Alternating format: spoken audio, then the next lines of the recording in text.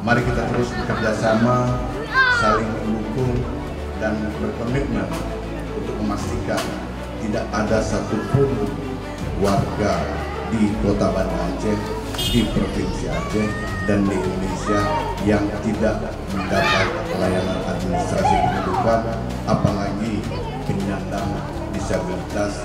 Akhirnya dengan mengucapkan Bismillahirrahmanirrahim, pelayanan fasilitas administrasi kependudukan untuk penduduk rentan terutama penyandang disabilitas pada hari ini tanggal 3 Desember 2024 dengan resmi saya nyatakan dibuka.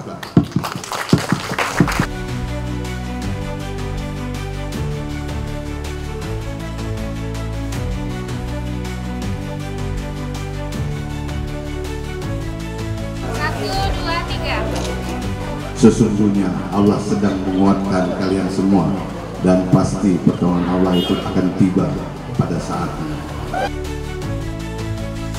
Dukcapil prima, Indonesia maju, maju, maju.